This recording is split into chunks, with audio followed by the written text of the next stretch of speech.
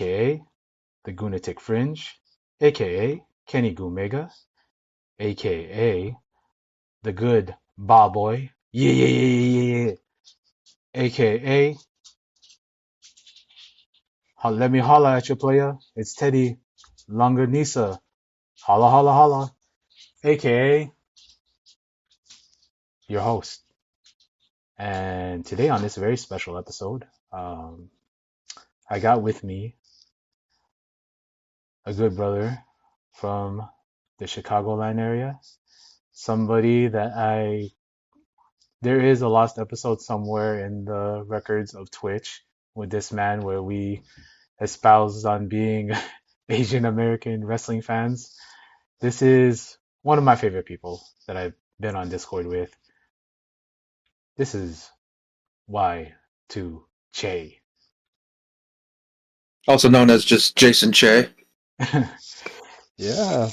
What's up, Jason? What's up, man? How you doing? I'm doing good. How Yeah, about you? I'm good. Yeah. Doc Ryan is always doing good. And today is a very special episode because usually I don't do this, but I got something for you. We are going to review Backlash 2025. Um, and I kind of just was watching it sort of in the background, but there's some things I liked. And did you want to start us off, Che? Just overall quick thoughts on the show. I don't think this was a good show. I don't think it was awful Yeah. either. Especially with WWE standards. It could have been a lot worse, but um, yeah, I don't think it was good, and it was just kind of there. It just kind of existed. It was mostly just kind of boring to me. Um, Yeah. and with the disappointing Mania build and like Mania week that WWE had, you'd think they'd try to knock it out of the park, and try to deliver a really good pay-per-view event or PLE, whatever you want to call it, and it just wasn't a good show, and the build didn't seem that good. Um, yeah, I guess we could just start chronologically with the Fatal Four Way. All right. Yeah, I thought the match, I thought the work in this match, it was fine. Yeah. It was exciting. Yeah, man. The Fatal Four Ways are sort of a cheat code to be having a exciting, action-paced, fast match because, especially you got guys like Fatu, you got Drew McIntyre, you got Damian Priest, all good workers, and you know, LA Knight, yeah, he's there. He hit his spots. He's over. Um, I think what people are really gonna be are really focused on is like that big table spot from Damien and Drew, which it looked pretty sick. I gotta say that that's the highlight of the match for me. Um, there was also a spot like so that was like a perpetual motion machine. So like Drew did his overhead superplex reversal on like Fatu. Fatu did a swanton to was it LA Knight or Damian Priest, and then he did the butt splash to Drew, and then did another swanton. I thought that was freaking cool. Yeah. I mean, the work on those was just fine. To me, it was like a 3 to 3.5 star match, depending Yeah, on how much you enjoy these boilerplate WWE fatal 4 way pay-per-view matches. The biggest takeaway I got from this match was that Jacob Fatu, he was clearly the most over wrestler in this match, yeah, which makes sense to me. I mean, his in-ring charisma, his overall charisma, yeah, it's on a different tier than any of the other performers in this match. I mean, even McIntyre, who's a yeah, well-established over performer in this company, but Fatu is his ceiling is at a different level than any of these other three guys. yeah. He's basically what WWE wished Solo Sikoa was. Yeah, and like his work is tremendous. There's like I was talking about this within my episode that came out today with American Numbers, where Fatu has this everyman quality about him, but also this dangerous quality about him that you know like young people or people that love like hip hop and love like big tough guys are gonna love this guy Yeah. because he's like of the people and you feel that. He comes off as a badass. He comes off as Yeah, a badass, which is lacking in modern WWE. That's a yeah. lacking quality. He Even comes though off as a Braun, kind of even though Braun Breaker's nickname is the Badass, Jacob Fatu is fucking badass. yeah. He comes off as a legit like tough guy with aura and credibility that many people in WWE don't have, and actually all throughout wrestling these Yeah, days don't have. yeah, So that's what sets him apart. So yeah, like I said, the work, the work. I mean, he's at another level than these other three guys. yeah, Overall work in the match, uh, was good and solid. yeah. But but then the match. Well, first of all, I forgot to mention. Before the match started, Michael Cole went on a whole thing about the lineage of the WWE United States title, and he started saying how Harley Race was St. Louis's Harley Race was the first champion, Yeah, and I understand that WWE uses the Jim Crockett NWA right. WCW lineage for Yeah, this title, but they. I mean, I know you remember, but for those that don't know, when they acquired WCW, they did inherit this title, and then unified they it. but then they suspended it for like a year or Yeah, maybe even a year and a half, yeah. and then they just brought it back as the WWE United States title. So I don't no actual historical wrestling fan who grew up watching WCW or a fan of Jim Crockett Promotions honestly believes this is the same title from that lineage. So I mean, I thought that was hokey, and that's just WWE like bullshit to me. That for them to try to kind of promote that this is the same title yeah. with the same history and lineage. No, it's not. So I just have to get that out of the way. And then another thing is typical WWE fashion. Ultimately, this match existed to have interference and to debut The Jeff Cobb. bloodline. Uh, which a new debut is exciting and cool, Yeah, right? But yeah. and there was like a bit of a pop when he debuted. But I still, to me, I watched that moment a few times, and I feel like WWE added the crowd sweetening button to kind of make the pop scene bigger than it was because Yeah. let's be honest, the average WWE fan does not know who Jacob Fatu is. They don't know Jeff Cobb from Or I mean, I'm sorry, yeah, Jeff. They don't know who Jeff Cobb is. yeah, Jeff Cobb is a New Japan mid carder, and for you to expect the average WWE fan to know who he is, that's a in big St. stretch. I mean, Louis.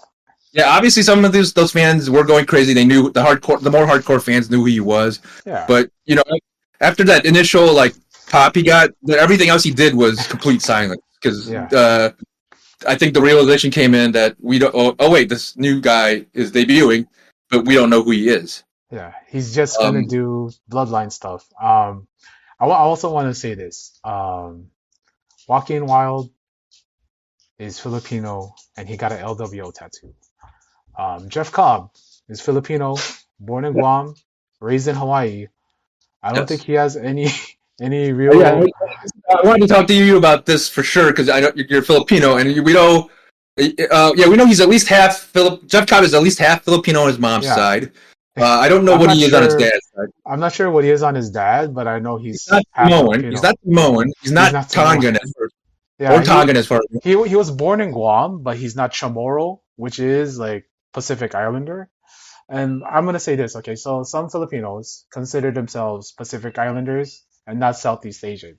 So hmm if Jeff Cobb is one of those Filipinos who identify as that, more power to him. And I guess this is kind of how WWE would get away with it because some Filipinos do identify as Pacific Yeah, Islander.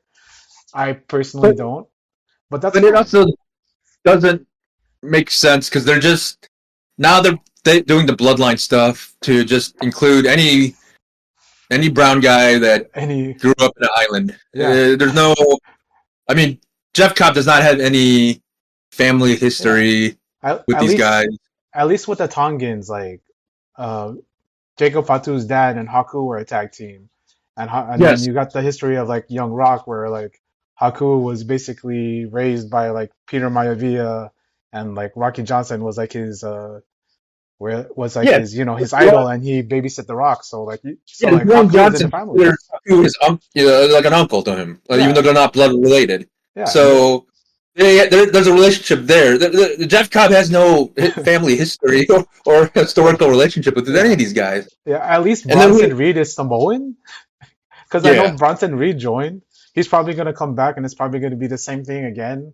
Probably gonna come back, and he's gonna be the one that turns on Jacob Fatu.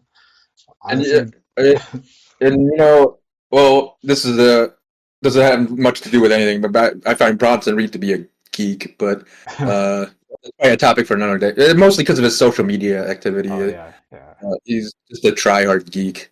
But anyway, we know how this is going to end up because Paul Levesque he only has a few storyline ideas, and yeah, this is eventually going to be can Fatu trust Solo and Jeff Cobb, and it's going to be who turns on. This faction is going to exist on to be who turns on who, because yeah, it's always about faction descent in Paul Levesque's WWE. So that's maybe the yeah, story yeah. It's for the it's a little bit ridiculous to me, honestly. But nice little pop, good little yeah match. Um, yeah Next up we have Lyra Valkyria versus Becky Lynch. I thought the work was a little pedestrian. It was all right for Becky's return singles match, but like there's just kind of a lack of oomph in what Becky's doing compared to how Lyra usually works and who she works with. But I'd say it was I'd probably give it like a 3 star kind of thing. But like yeah. I think this like either this or for me it was either this or the opener that was the best match of the night. yeah, Um, and that's saying a I lot. think yeah, I think like technically everything was sound, and Yeah, this is another 3 to 3.5 star match depending on how much you like the work. I think Lyra, she's a good worker, a high ceiling worker, yeah, um, which uh, I, I understand why WWE is pushing her. I mean, she has the look, but she does kind of lack in the kind of the promo and character work that WWE likes to prioritize and focus on. yeah, Yeah, like you said, the work here was technically sound. It was it was I think this was an above average pay per view match. It was yeah. perfectly Three good. point three Uh, point five is fine with me because like there was a story they told in here where as it went on, Becky got more and more frustrated that none of her moves were working, like moves that would put like main eventers away. It wasn't working on Lyra, and so she got resorted to doing more and more brutal stuff and more cheating. Because like when she's yeah, relying on her moves that would work before, they just didn't weren't as effective as they usually are. this was the best in ring story that they had in the whole card, Yeah, and like you said, they actually told a story in the ring, so you could actually do that, despite what people a lot of modern WWE fans don't think you could tell stories in the ring, but yeah, this told yeah, easy to follow, concise in ring story, and the right person won. yeah. Lyra wins clean. I mean, I think It wasn't a this fluke ended to up me. being right. I mean, you could say a flash pin is like a Yeah, fluke, but it's still clean victory. yeah. She beat Becky, clean Clean. one, two, Two, three. three. That's probably why this was my favorite match of the night, just because it was there's no bullshit. It was just a match and a clean finish, and you had a winner.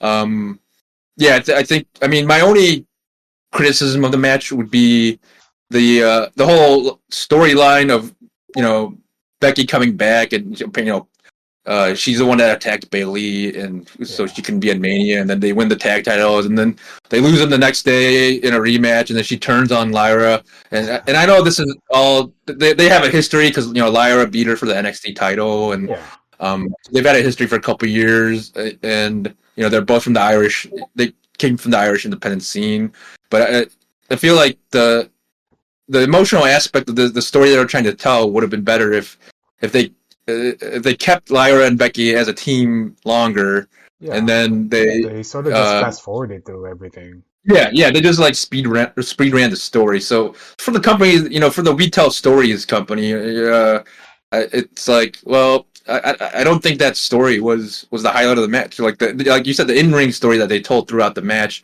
Becky getting more frustrated and her finishing moves not working. Yeah, I think that was the highlight of the match, and yeah, not the actual out of the ring stuff that yeah. this company usually focuses on. The post match beatdown, I feel like it was justified, honestly. Uh, Mm-hmm. I might have like I think we were talking about this earlier. Like I was saying, oh, she geeked her, but like you know, in this case, it made sense for her to be so frustrated because of how frustrated she got throughout the match, and it just exploded into that. When I'm thinking about it more, like it does add heat to what the eventual rematch is going to be, but the real program here is Becky versus Bailey. We all know that. Yeah, That's the real program. And also with with Seth Rollins and his visionary whatever group they're going to be called, I do think that Becky might get involved in that, seeing as she's heel as the same time Seth is. I think that's the first time they've been aligned at the same time. So it might be leading to something, it might not, but I think this is all in doing something towards Becky versus Bailey, and Lyra is gonna be kind of left in the dirt, left in the dust, honestly. So yeah. I think Becky. I'm not. I'm not sure if the WWE fan base really wants to boo Becky, I so don't I think think so. the heel turn was too fast in that sense. But yeah, it's funny that you mentioned Lyra is going to be left in the dust because I think, uh, as I said earlier, She's a she phenomenal does worker. good work in ring. She's a good in ring worker, Yeah, but the stuff WWE likes to highlight, the promo work and the character, yeah, having a wacky character or whatever. That she's not really that type of performer yet. So I could see her getting lost in the WWE shuffle. And I know they're pushing her now. Obviously, they're clearly pushing her. But I could see in a couple of years where she just yeah, becomes another cog in the WWE machine and yeah. doesn't feel anything important. I mean, for all we know, she won't be there by 2 weeks, so who knows? Yeah, Uh, yeah. so now we have my personal match of the night. That's gonna be Dominic Guerrero versus Penta. Mm. I Uh, called it my match of the night because I enjoy all of the heel shenanigans that Dom was doing throughout the match. Everything he was doing was in service to getting booed. Even doing the suicide tornado DDT, and he gets up and he taunts the crowd and like says like pretty much F you. Of course I can do it good. I just choose not to. That appeals to me, and you know, Che, that I love the House of Torture. I love evil. So I was getting a lot of like House of Torture vibes from this match. Uh, um, and like Penta is Penta. Dominic's Dominic. He can. It's Dominic's actually doing moves better now, honestly. But he's still not there as a worker, as far as like the mechanical in ring stuff. But as far as getting heat, he is a heat magnet. yeah. Um, No, I'll give it to Dom that he knows how to get heat. He knows how to do the character work. In ring, yeah, he's not good. I don't think he ever will be. I mean, oh, to his credit, he doesn't have to be. Why?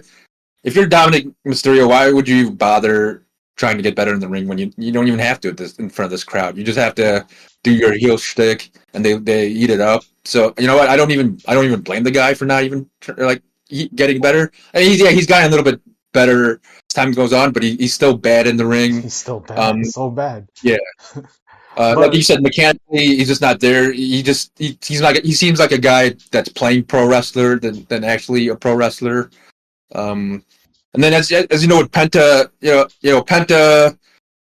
I know a lot of WWE fans might not have been familiar with him, and he comes in as this like big luchador name, but me and he's not a great worker. I mean at one point he you can make the was. case that he was, but now he's just like a vibes guy. He comes in, Yeah, he does his moves, calls it a day. Yeah. And again, I can't blame the guy. He doesn't have to do any more than that. Yeah. He just spams Ciro Mirdos, and Yeah. the crowd chants it. And the work on this match, like, it wasn't awful. It wasn't offensive. It was fine, but the the reason this match bothered me was the finish. You have uh, Judgment Day come out and interfere, and then of course the story is, oh, Finn Balor messed up the interference, so the rest of the Judgment Day, they start arguing. It's another, like I said, it's another Paul Levesque a trope, because he only has like 3 ideas ever, and it's dissension in this faction. So there's multiple.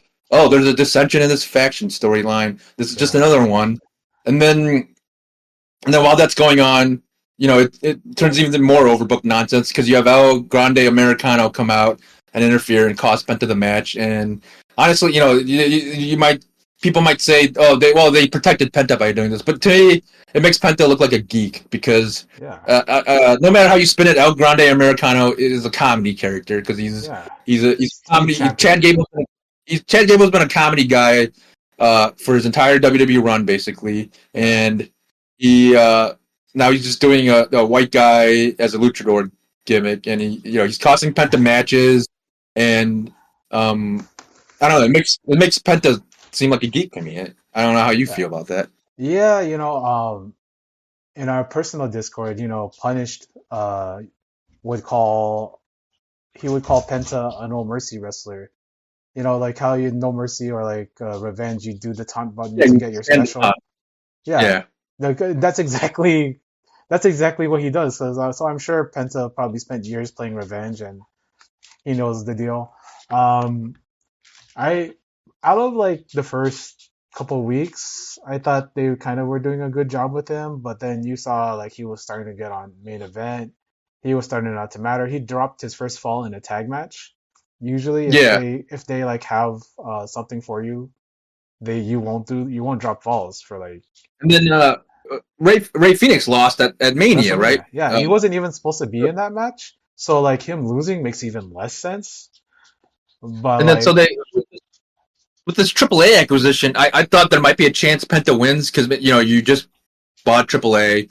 Maybe you want to highlight the luchadors more, but no, you just Ray Phoenix loses at Mania, Penta loses in Backlash. So it's like, maybe I don't know.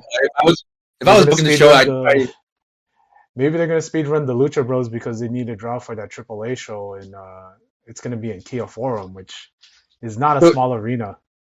Wouldn't you want these guys to win to make them credible? To kind of be like, yeah, we bought AAA. These are ex AAA guys. Take these guys seriously. They win matches. So I mean, it's ridiculous. Honestly, it doesn't make sense to me, but I love that it's happening. It is funny, but and I know wins and losses. They kind of trained their fans that wins and losses don't matter, but at some point they do matter. These guys eventually need to win a big match, otherwise they're just gonna look like geeks eventually. I mean, I wish that Jason Jordan is getting like stem cells so he could come back and American Alpha could go on the run that they deserve, but that's not gonna happen because American Alpha versus the Lucha Bros. Come on, that match 10 years ago, who wouldn't have loved that match? Yeah, but that's not happening. But I think at this point you have to. I think Chad Gable's just fine being a comedy mid-carder. Yeah. All this catch big check from WWE. Otherwise, because he's, with AEW now, he's definitely had a chance to leave if he wanted to, but maybe AEW wasn't interested. I don't know, but all that nonsense about give Chad a chance was just nonsense to me because he was never leaving. Yeah. So like, I think he might be happy just being a comedy mid-card guy. Yeah, which this is good for him if he is. Yeah, American Tozawa. I mean, I would say he's not anywhere near the tier of Tozawa, but so the Tozawa stuff more. Well, in the good ways. He never reached Oh, yeah, he's not as good as Akira Tawaza, but yeah, I mean, yeah, he's slowly. I mean, he's at the comedy level. Yeah, he's probably already there. yeah. But The the prevailing theme to me of the match was the work to get heat on Dominic, and boy, that guy got heat. And you can tell when there's fake heat because you hear like that. Ooh, you hear the wave file, right?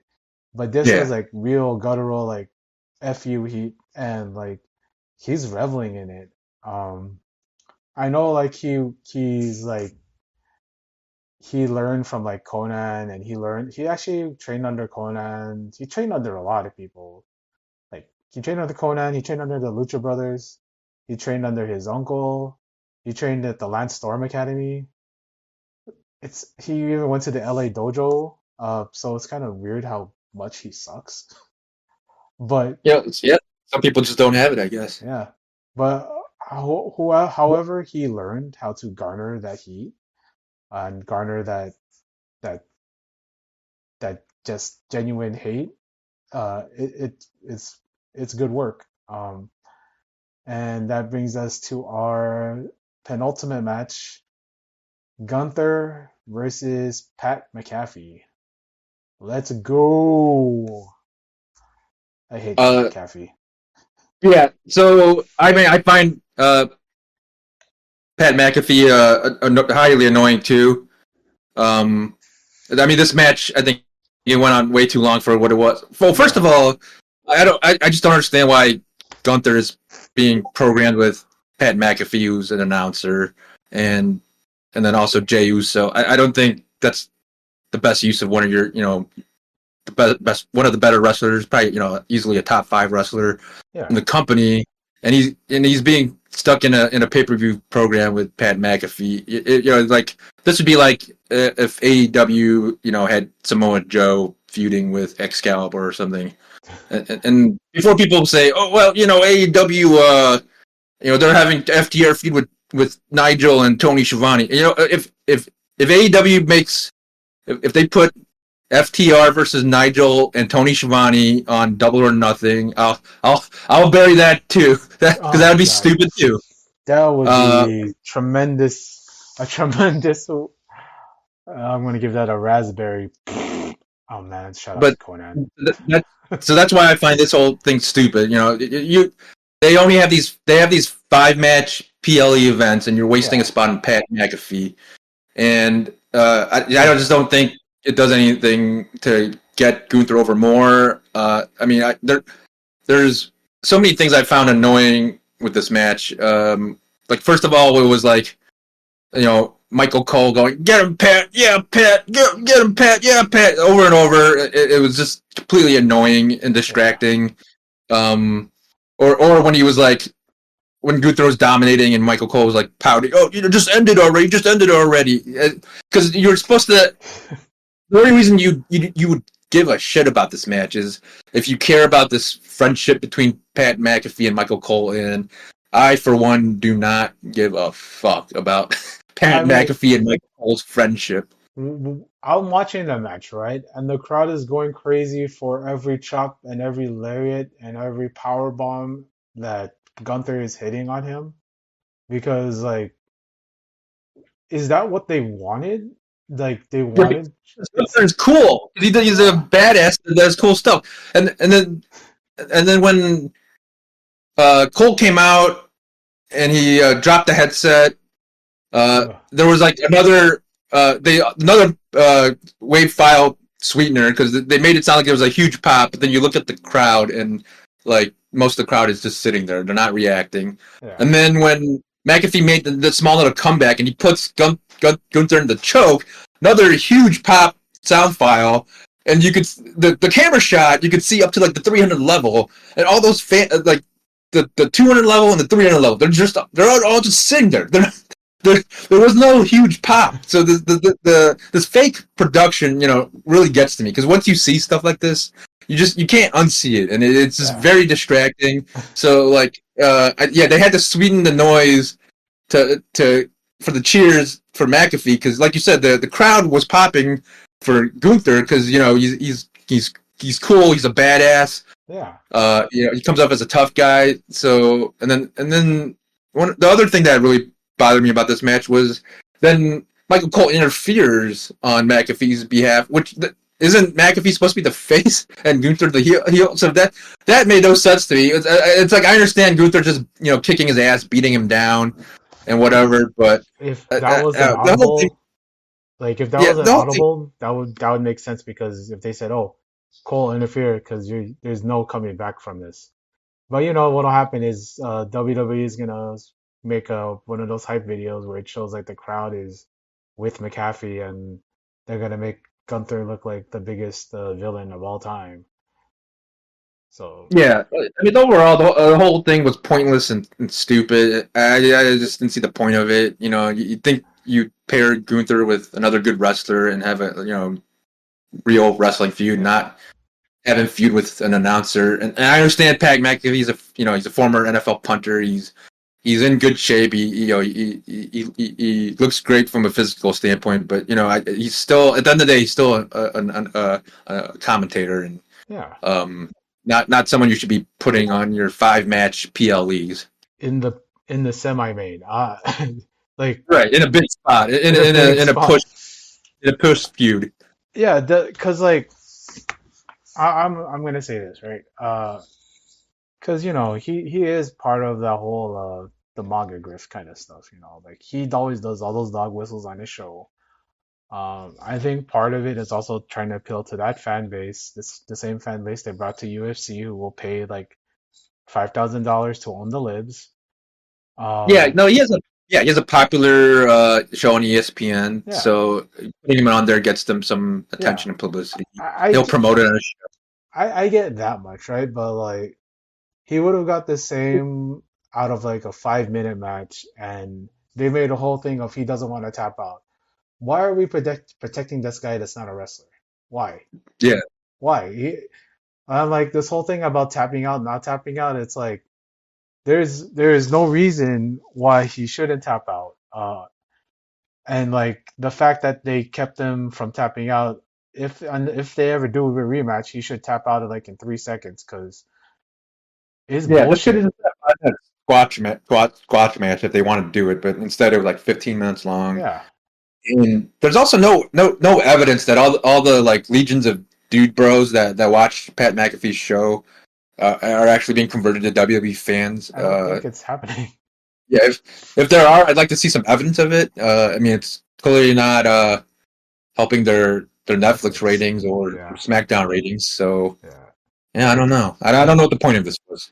Uh, I feel like the point of it was they have no they didn't have anybody that they wanted to waste because they also have Saturday night's main event coming up, and they wanted to save matches for that because also I feel like this probably would have been a good stop, like a step for Braun, but they put Braun in like the heel turn.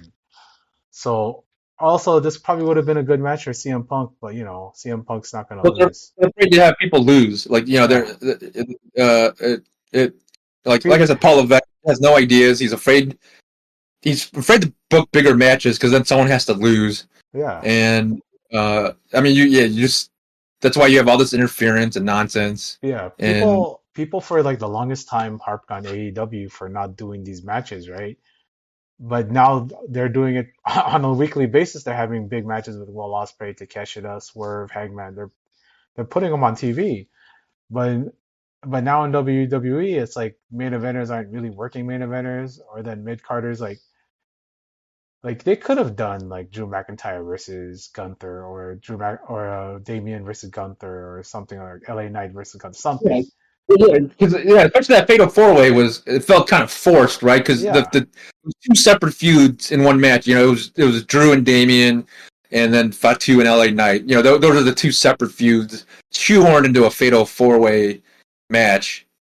Um, yeah, it's just, I mean, it's just weird booking, but I guess Paul Levesque can just throw whatever slop he can, and most of these fans will eat it up. So yeah, I guess it doesn't matter. yeah. Um, What can you do? yeah. And then finally, we are on the main event of the evening. Um, the Viper, the Legend Killer, the Apex Predator, Randy Orton versus big match John Cena for the WWE Undisputed Championship. Why don't you go ahead and give your take, Jay? Yeah. So to to start off with this match, my first complaint is the introduction. The ring announcer Alicia Taylor. Now it's probably a polarizing opinion. You know, some people like that style The growling. of growling and the over the topness. What I don't like is especially with the John Cena introduction. She listed off like five nicknames or honorifics for him. Like Yeah, she said, the greatest of all time, the unseen champion, or the last real champ. You know, 17-time champ, whatever. yeah, John Cena and they do this to superficially make it feel like a big fight. But and you know what? You could do something like that, but you have to deliver a big match afterwards. If you want to do bullshit like this, yeah, you can't have some 2-star special afterwards like they did, and you gotta follow it up with like, I'm not even saying a match of the year candidate, but you got like a 4.5-star match to do this because you do all this bullshit to make it, and then I mean, after the bell rang, Michael Cole spouted off all this nonsense about how this is like a historical match, or this it was one of maybe the greatest thing ever between these two legends, and you could say all that shit, but you got to deliver afterwards, and like this crowd wanted to love this match. I think that, I mean, it was a good job to book Randy Orton in his hometown, right? yeah, The crowd was super hot for this match. They yeah, were super hot for Orton. I mean, Cena. It's funny to me that they turned Cena heel, because you could tell the fan base doesn't really want to boo Cena either, because he's getting dueling chants still. He's yeah. he's still getting the "Let's go Cena, Cena sucks" chants. And there was even a sign at ringside that said like, Cena getting half booed, then now forever. Like, so like even some of the fans know that he's getting a mixed reaction, and not everyone's all in on the heel turn. Like, some people are still, they want to cheer for Cena, Cena King I'm not saying the forever. heel turn. Well, I'm not saying it was necessarily a mistake. I mean, at the time, it seemed like a cool angle. Obviously, they botched it through the build into Mania, and so like, but I think the fan base was ready to just universally cheer him on his retirement tour. But so this is now the time they turn him. I just think that's kind of funny. Yeah, Um, and then to me, what they did for this match went on for like almost 30 minutes, right? It was twice as long as it needed to be. It should have been a 15-minute match max. I mean, Cena, we saw it at Mania. I mean, he looked cooked in the ring, and he yeah, clearly, with his age and the fact that he hasn't done this in a while, and he hasn't had the reps, like, he just can't go anymore. I mean, they started this match off with just boilerplate, two tie and collars, and like Randy Orton special headlocks. The same shit Randy Orton's been doing for the last 20 years, and you, it. yeah. Like it's funny because they worked it like Randy was the heel at the opening. Yeah, it was a boilerplate Randy Orton match, and like, it was like the same shit. Like, yeah, you present this as this like legendary final match between Cena and Orton, but then they Yeah, just did the same shit they did like 15 years ago.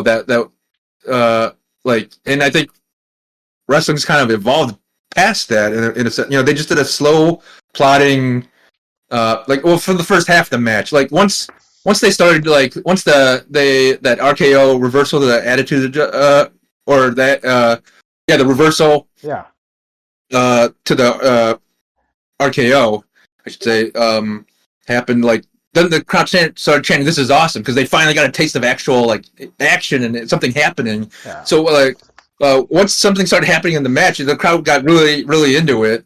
But then, it just fell apart with typical, like, WWE bullshit. The 3 ref bumps. I think there were 3 ref bumps. I believe it just became overbooked nonsense. Then you had Adam Pearce and the the Nick officials come Aldis. out after Randy gets the visual pin for like 10 seconds, and he's yelling. And, he has a point. He's like, well, that made no sense from a kayfabe standpoint. So why are all these? Why is that? Why is the the general manager, Adam Pearce, out and all his office lackeys? But shouldn't they just bring out a third official to start the count? It made no sense. I mean, it was a contrived setup to get Randy a cool visual to RKO all those guys and have the pop, but it made no sense. So ultimately, I thought it was stupid. Like I'm sure it was, it was a cool visual and cool to see live, but Yeah, RKOs are it just always made gonna no be sense. over. Yeah, it was like, oh, he come, yeah. So it was just a spot to get him to spam RKOs. I mean, the R-Truth thing, and makes no sense whatsoever. Like Michael Cole tried to sell it as, his good friend, or he's trying to sell like R-Truth as he's good friends with Cena, or you admire Cena or something, which that does not make any sense to me because the main thing I remember from the R-Truth Cena relationship is them feuding. Remember the Little Jimmy feud with him Yeah, and R-Truth? yeah. That was like a pay-per-view match. So that made no sense. And I know they did some angle in the presser, which all I know is it ended with Cena doing an attitude adjustment on R-Truth. I don't know if they're actually gonna have a match. I guess People they are have a saying Saturday that's night. this.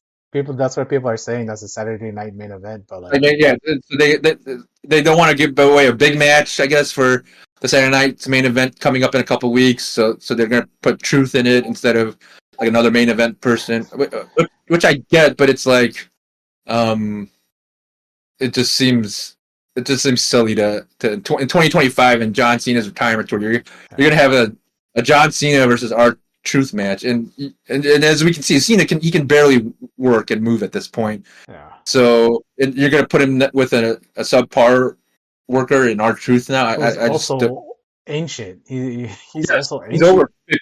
Yes. So um, I don't know. The whole thing to me in the end was an overbooked mess, and um, yeah, it's just I didn't care for it. I mean, and the sad thing is the crowd wanted to love it. They were hot for Randy Orton, the local guy, Yeah, and anytime you gave him any snippet of action and something happening, they were popping for it, but yeah. it's I don't know, it It, just it wasn't was it. it was a 4-star crowd for a 2-star match, so I give it a 2.5.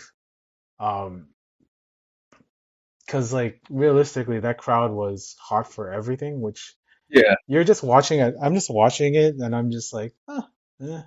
But like I'm listening to the crowd, and they're giving Cena everything he wants, and people say this, but I want to say it. Like John Cena is Hollywood Hogan.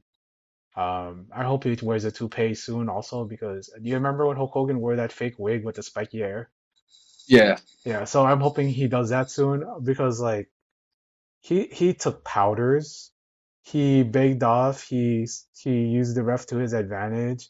He did the you people kind of whatever where he would like attack the crowd with verbal jabs. He yeah. took all the shortcuts. He was Hollywood Hogan. And I think that's cool in certain points because you know he but he had to change his style because I believe he can't work anymore. No, He was you so clearly can't. for the last 3 years, 3 4 years, he's just been a guy who runs in, does a AA, then goes off. I think the last burst of a match was that Austin Theory match in WrestleMania 39, which was kind of it was whatever. But it's just like I still feel like the heel turn was in reaction to Cody refusing to turn heel, and they had no plans for a real heel turn for him because all of his shirts were probably already pre-made for every city because they're all in the colorways. Like this one was in the Cardinals colorway, right? Yeah, it's funny how he brings out the merch. He brings out his towel and he has the shirt on, and you're thinking like, wouldn't he sell more merch if he was a babyface? And I don't know, like people, modern fans also like the cool heel and stuff. Yeah, So that might not as matter as much but now.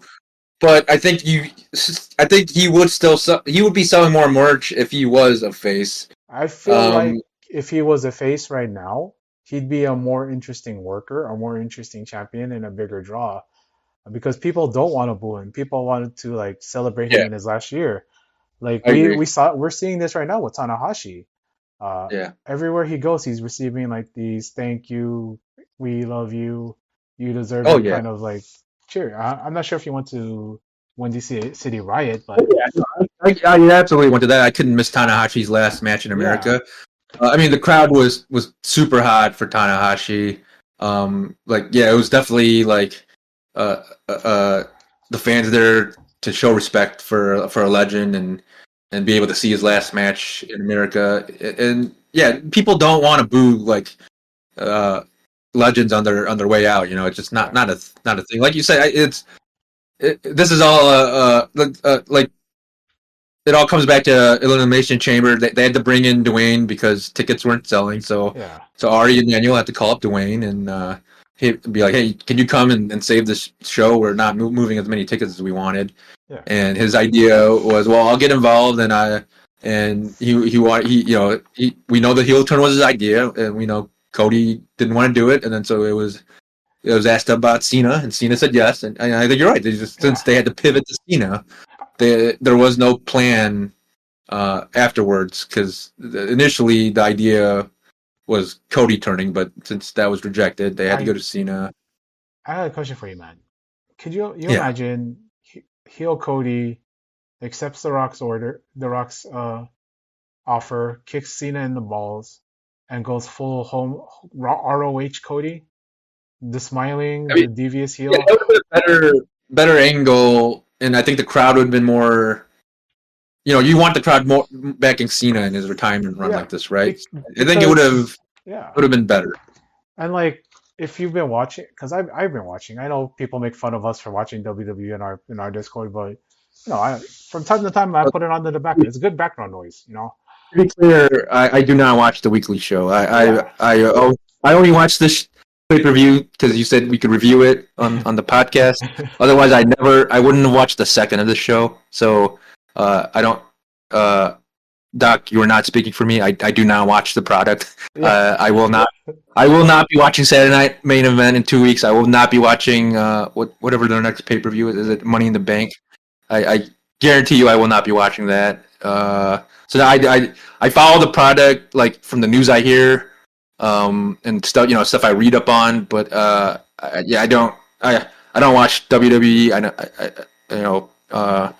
Full disclosure, I don't like the promotion. It does nothing for me, and I think it's I mean, and for the reasons why I've stated, I don't like the overbooked nonsense. I don't like the production.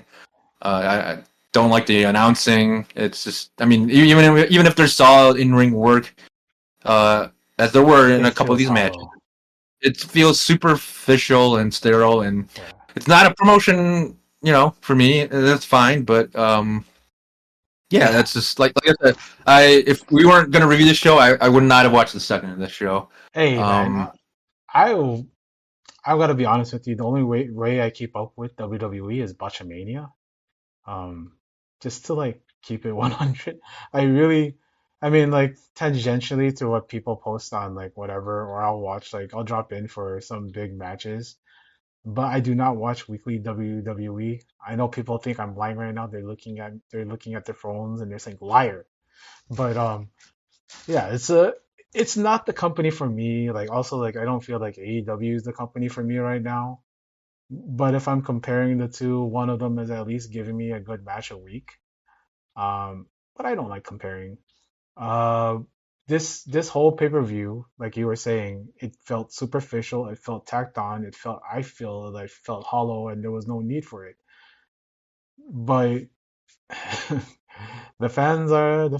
Even like if you look on the fan base, like on X, the Everything app, and on Blue Sky, and on Reddit, even the WWE homers are like, it was an show. I don't think I missed anything by missing it.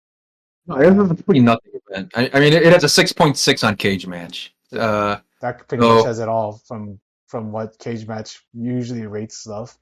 Apparently, Yeah, it's one an of event that no one except some hardcore WWE freak will ever remember.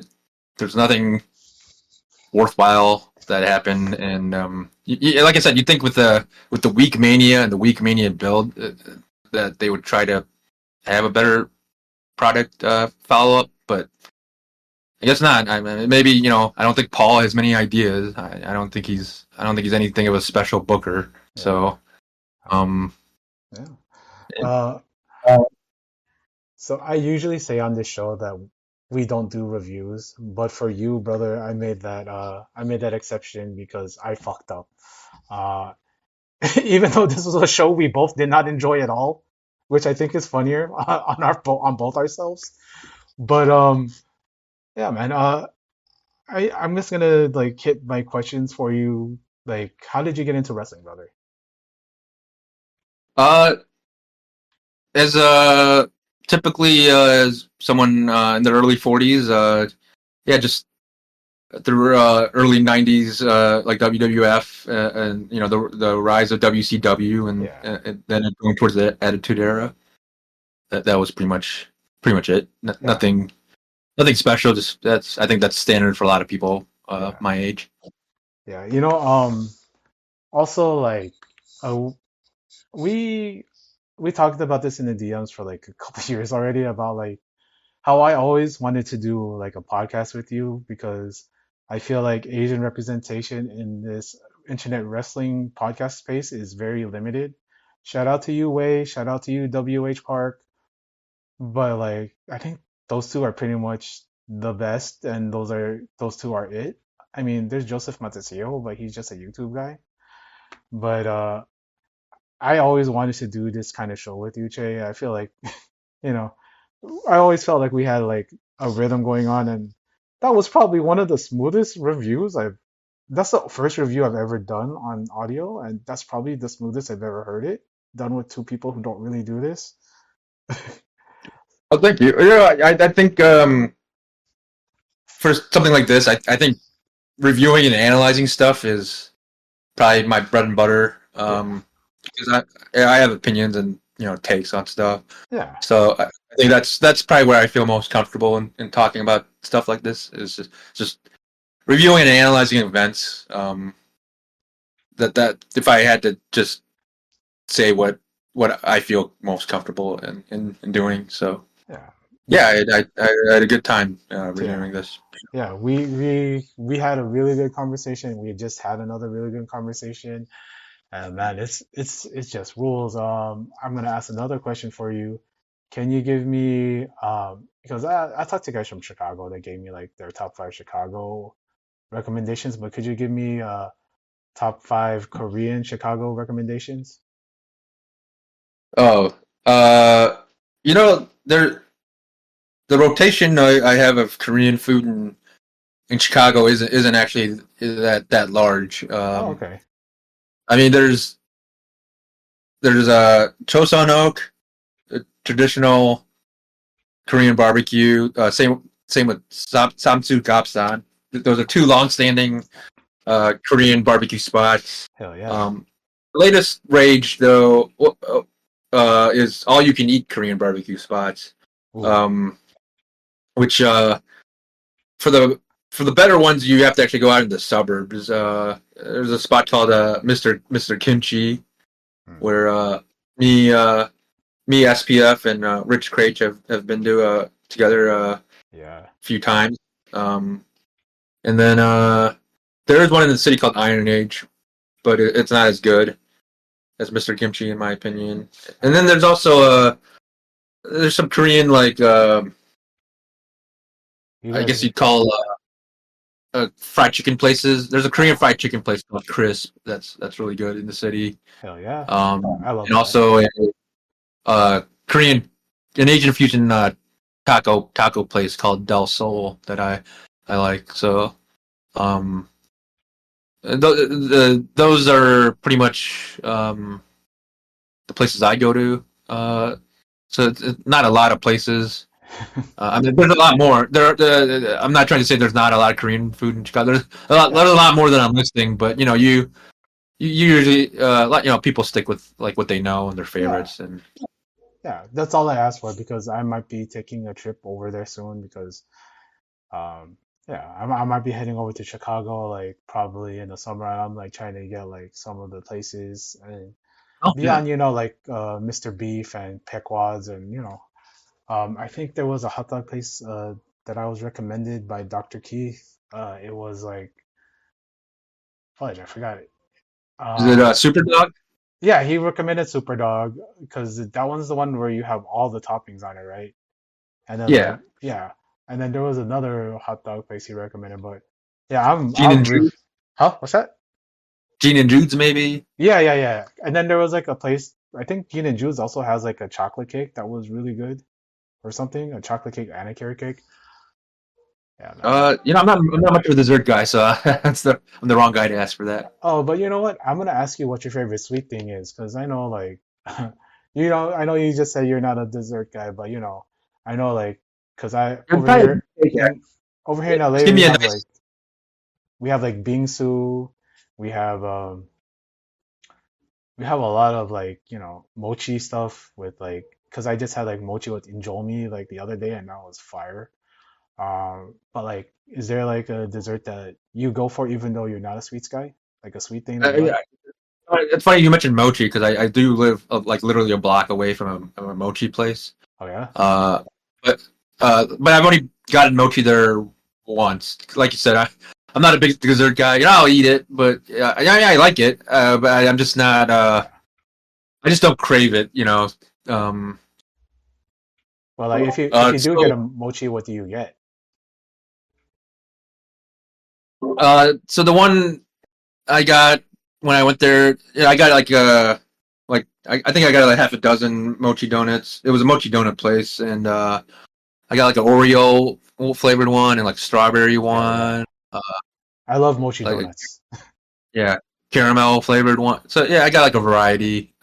Yeah, But that's if I had to choose like a dessert, just give me a good like simple frosted cake, a good tasty cake with frosting.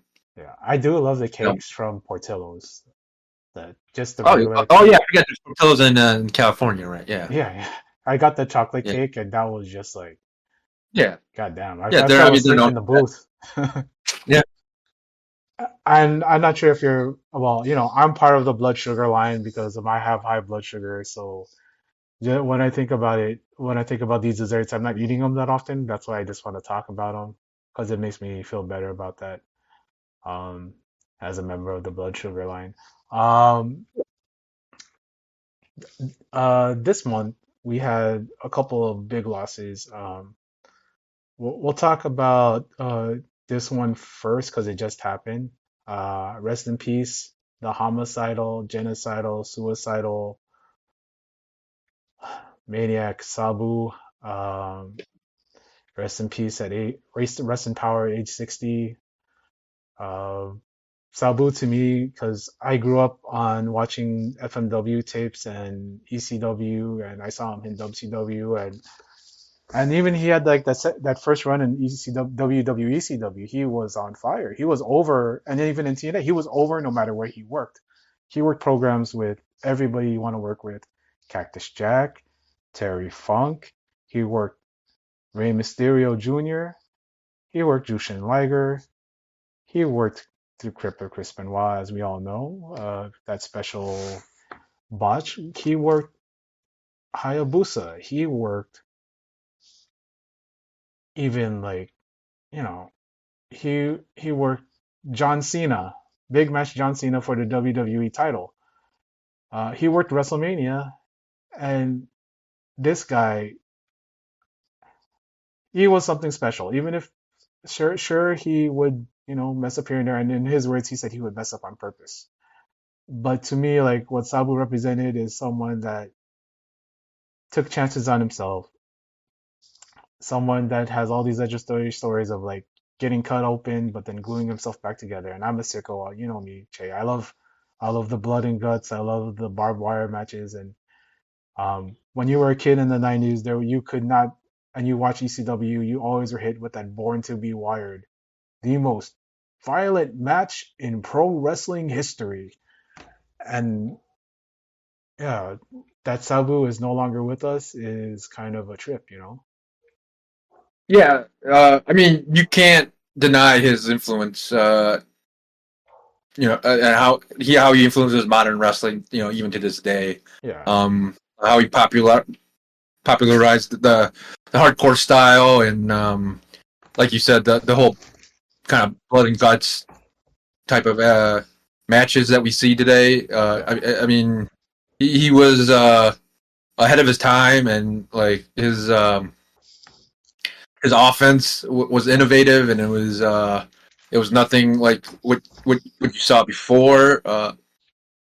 So his influence in pro wrestling cannot be denied, and yeah, it sucks that he died, and he's not with us anymore, and he's definitely a legend in my books, just because of all the crazy shit he do, and yeah, yeah, just the influence he just had on what you see in modern wrestling, and all the people he's influenced in modern work. yeah. I'm gonna say this because I'm really pissed off today because there were about like this the tweet came out before he died, but Joey Janela like had a tweet up where it said killing my idol the last Sabu match, and he didn't take that tweet down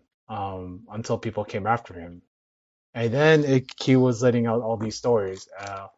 One of the stories was Sabu was pretty much the day of the show was fucked up. He couldn't get out of bed. Apparently, his feet were bleeding, his knees were shot. He wasn't feeling good.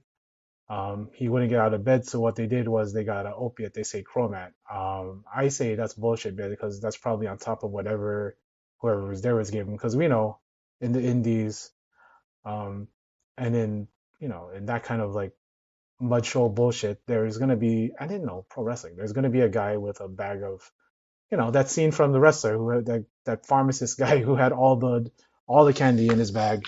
Whatever you need, brother. Uh, and the story was they gave him opiates so that he would come to do the match with Janela. And apparently he was so fucked up when he came there, he was falling over himself and passing out before even the match started. And then you watch the match, and obviously Sabu is fucked. There's a couple of botches there. I mean, people will say, "Oh, that's just Sabu," but now that we know like the behind the scenes of it, like how he was drugged up, and they still had him go out there even though he was fucked, because they didn't want to disappoint the audience, and they're thinking that that romanticizes it. But no, these people are human beings first. On my show, I always want to like let people know like first that the people that we're talking to online are all human beings. Like me and Che never met before, but I would never wish ill will on him. I would never want anything bad to happen to him because I like the guy. I like you, Che. You are like one of the coolest guys I've talked to online. Like, I hope like when I go to Chicago, we can meet up like we did with you met up with a couple of our other like Chicago friends and like just the But fact. yeah, Yeah, shout out to you, MJ. Shout out to Dan. Shout out to Arctic. Handsome guys there. You're also handsome, Jay. But like, just the fact that they prioritized having the show and making this guy wrestle a match, even though he was in no shape to wrestle, and then like less than a month later, a couple of weeks later, 2, 3 weeks later, he's gone. It like I'm not blaming them for his death, but I'm just like it couldn't have helped. But yeah. I mean, it's clear his body was broken down because of the risks and what he put his body through in his career. I mean, like, yeah, obviously he's the homicidal, suicidal, genocidal like maniac for a reason, right? yeah, But yeah, like you said, it didn't help that he took a bump where he hit his head on concrete and he started bleeding.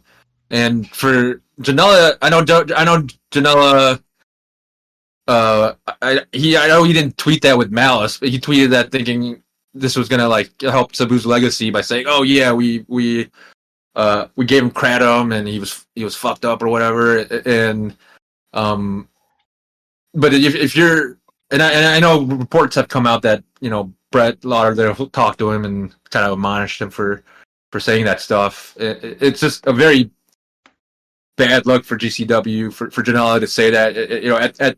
At the very least, it's bad PR. Yeah. It's just really bad PR because he's obviously getting a lot of flack for it, and it does not make GCW look good anyway. It makes him look unprofessional. I mean, I thought they're kind of an unprofessional operation to begin with, but Yeah. this just This kind furthers of my confirms it, you know? yeah that they're just kind of a joke, and I shouldn't take GCW seriously. Um, Yeah. and then at worst, I don't know.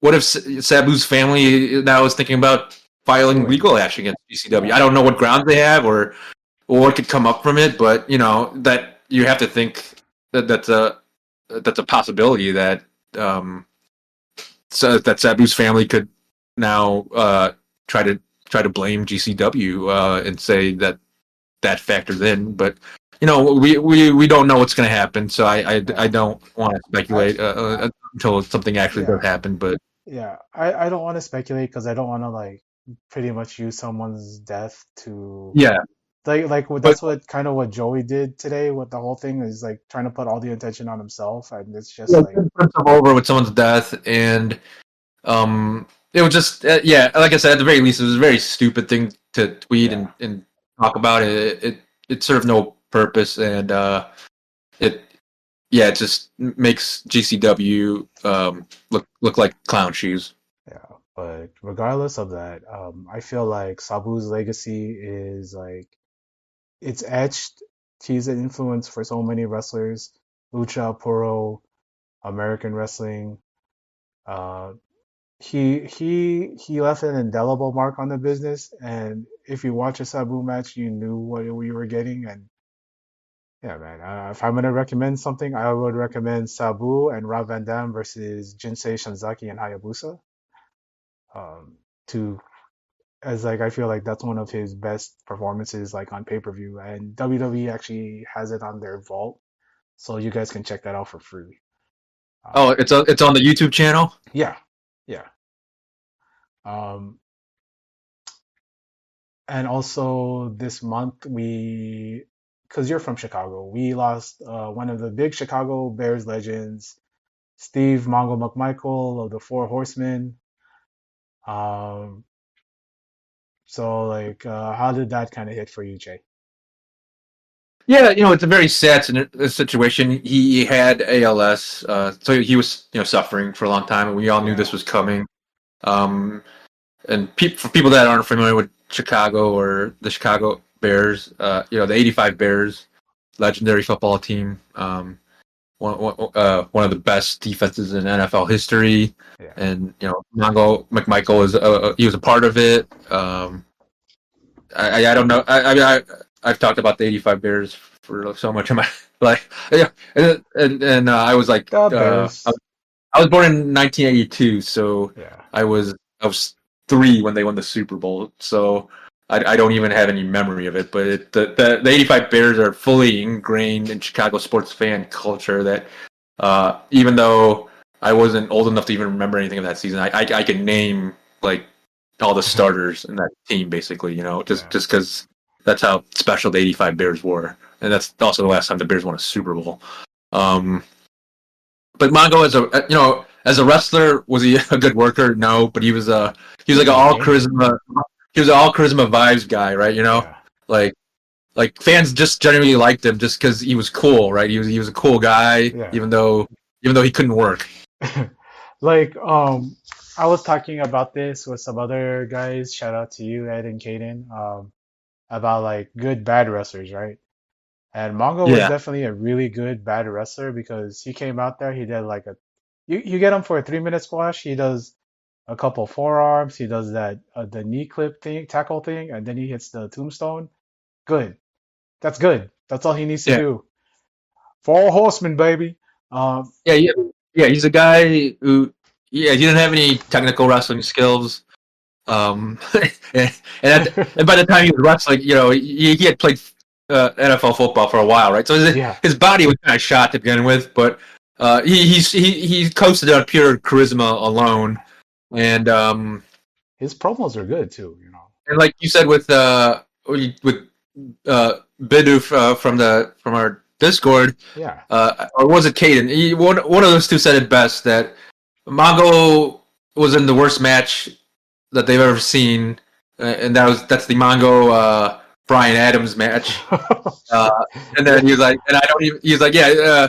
The best way to describe Mongo is he was in one half of the worst match I've ever seen in my life, and I don't even hate the guy. So that's how you describe Mongo.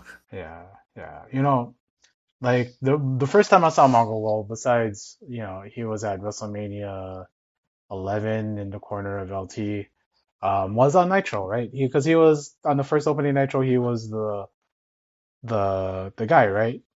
Um, he was just a color commentator, and he Yes, had that is correct. Yes. he had Pepe, his little chihuahua, and Mm-hmm. that thing was so cute. And he would dress them in all these little costumes for wherever they were at. And Mm-hmm. like I love that. And in our Discord we share all of our fur babies. You got Britta, I got Rocco and Blueberry. Um, and like sharing sharing all these like fur baby pictures with everybody. I love I love your Britta pictures, man. She's adorable. And Scott too. Those are two adorable cats. But you gotta feed her more salmon, dude. She doesn't want the salmon, man. I'll try. Maybe try She likes Popeye's chicken. She likes Popeye's Popeyes. chicken. Oh, okay, then give her all the Popeyes, bro. But like a message from Jag is, please don't overfeed her because you care about her and you love her. I know you love her. But like, there's something about Mongo. Like, he had like Pepe. They had the little costumes, and he had the little quips with Bobby the Stain Keenan, and that still He's stays with me. endearing. He's an endearing personality. I guess um I'll share a story. So of Mongo, he would host the pregame show on the ESPN 1000 sports radio All right. affiliate in Chicago. Um, so and then sometimes at this pregame show they would do it outside of the Field Museum, which is is like the big museum in Chicago, and you have to walk when you get off the CTA Red Line stop at Roosevelt to walk to Soldier Field. You have to walk past the Field Museum, and so I was gonna go, or I was going to a game in the 2001 season, and it was the Bears against the 49ers, and this was a memorable game because um, the game the Bears were down 15, I believe, in the fourth quarter, and they came back to tie it, and it went to overtime, and they won it in a walk-off interception return touchdown by Mike Brown, and that was notable because it became more notable because the next week they won by the same exact way. They came back in the fourth quarter against the Cleveland Browns at home, and the same player, Mike Brown, returned an interception for a touchdown to walk off the game, and that had never happened in NFL history. Back-to-back Crazy. interception return touchdowns in overtime by the same player. I don't even know if the same team has done it in back-to-back weeks. But yeah, I was so yeah. I'm looking up right now. It was September or October 28th, 2001. Mm. So Mongo's doing the pregame show, and this is or did you grow up you didn't grow up a Niners fan, did you? Yeah, I'm a Niners fan, bro. Of course Oh, I'm a you are a Niners fan. Niners fan. Yeah, Oh, yeah. okay. Oh, all right. So this is probably gonna get Mongo canceled, but he's passed away, so it probably I know what the he joke probably is. can't. So uh so we're walking past the show's on commercial clearly, and a bunch of us fans are walking past, and Mongo yells to the crowd of Bears fans.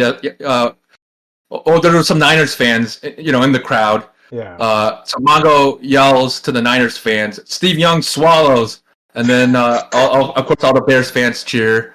And Yo. that's my Mongo story. Yeah, story of me seeing him in person. Like I said, you can't say that stuff today. He'd be canceled. But Hey, well, the man's dead, so that yeah. you can't cancel him.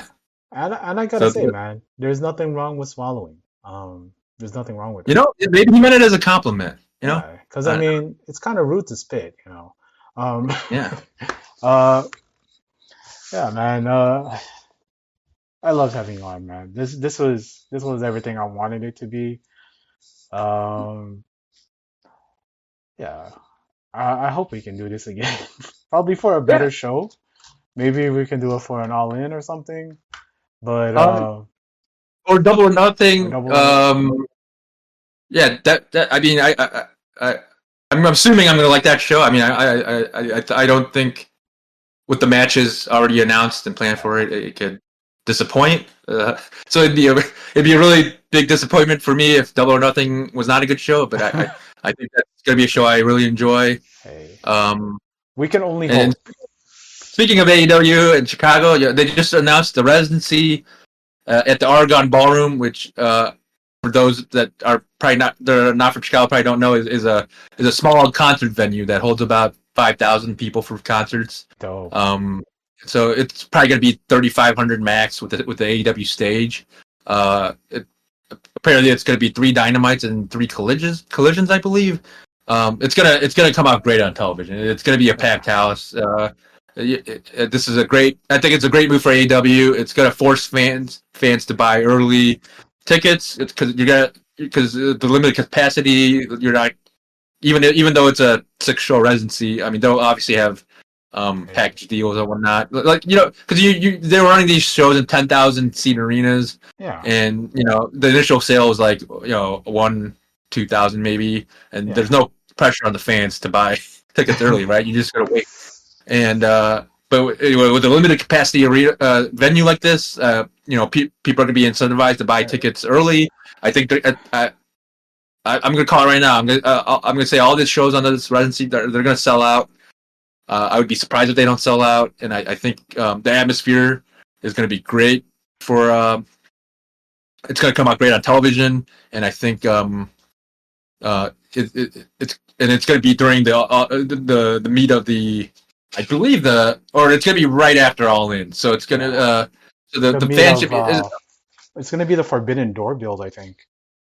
So So yeah, going into post All In, assuming All In is a good and well received show, and then going to Forbidden Door, I think that's gonna be a crucial build, and I think they'll have some really good shows or hopefully they have some really good shows and yeah. some hot shows to carry it. So Yeah. I hope yeah, so. I hope so. Because like I kind of like am not watching it, like I'm not paying attention to anything going on right now, besides like what I want to pay attention to. So I hope it's a good bunch of shows because like I don't want to wish bad wrestling on people. You know? Who wants to wish bad wrestling on people? That's like the yeah, worst. and and I think I think this is a good strategy to do events like this in venues, unique venues, concert venues like this. Yeah.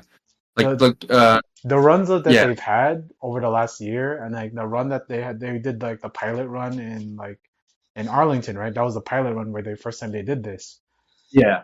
in these smaller arenas. I think like they learn like how to film in these kind of arenas and how to set up and how to mic it and how it feels on TV. And just feel because like honestly, when you're watching TV, you're only seeing the first couple rows. You're not like doing arena pans all the time. So like whenever I'm watching AEW, it always looks like it's a full packed house now, and it sounds Yeah. like a full packed house, which is such a tremendous. Because I know we were talking about this over the last couple of years, like they don't know how to mic those giant arenas that are empty because those arenas are like at a quarter capacity because they cut off the arena and like I mean, I don't think there's any way to correctly mic a quarter full, NBA or an NHL yeah, arena. there's no way to do it And because it's the energy is gonna go dissipate because there's all that empty space.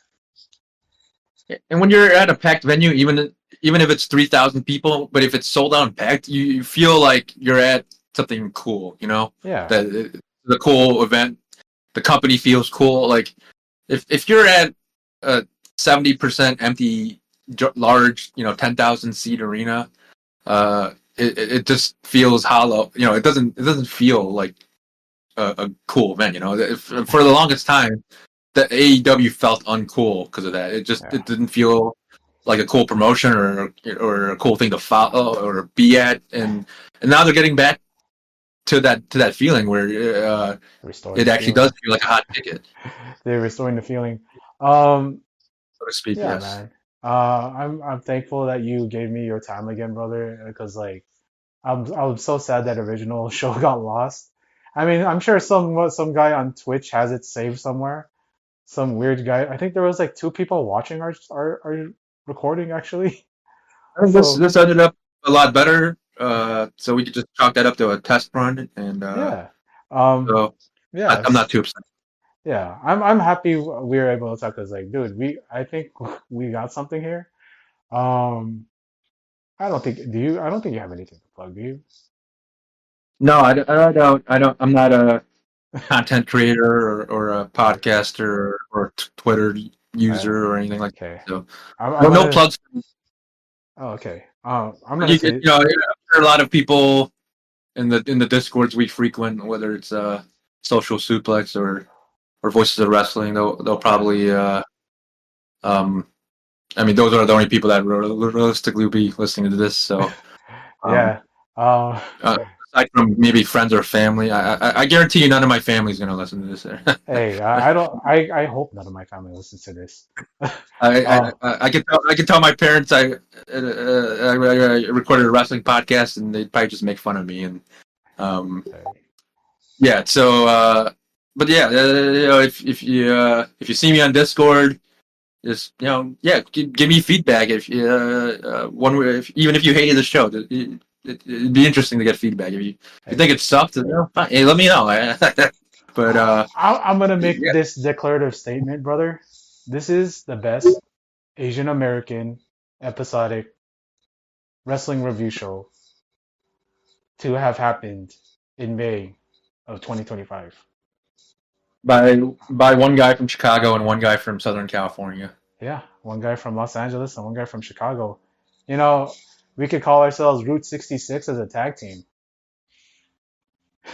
Uh, that's kind of corny, but I could go with it. Yeah, but I'm not gonna do that. I I'm gonna say this, oftentimes the wrestling space is like, it's geared towards it's geared towards like, the white audience, but there are so many of us people of color, people from other countries, people whatever that actually consume this stuff. And I like to give voice to us, the fans, because we're not often seeing ourselves on screen or hearing ourselves like on YouTube or on podcast. But I'm happy to create this space for us. And like, dude, I love this. I usually like sign off by asking my partner in crime, what do you want your rainbow to say? So what do you want your rainbow to say, Che? My what to say? Your rainbow. Rainbow. Yeah. It's like a rainbow appeared in the sky. What do I want to say? Yeah. Oh man, you're putting me on the spot. That's what we Uh, do. I don't. Should it be like a happy message However you want, whatever you want, brother. It's all up to you. man? I'll just have to shout out. It'll have to be Liverpool Premier League champions 2025. Liverpool Premier League champions 2025. All right, man. Yeah, yeah. That's You'll never that's walk alone, baby. Hey, brother. I saw you got you in the pub. I saw you getting lit, getting turned. That shit looked fun as hell. That looked fun. Yeah. Um, It was great. One of the best days of my life. So yeah, if any Liverpool fans are listening, hey, we did it, guys. yeah, brother. All right. I'll talk to you next time, man. All right. Thank you, Doc.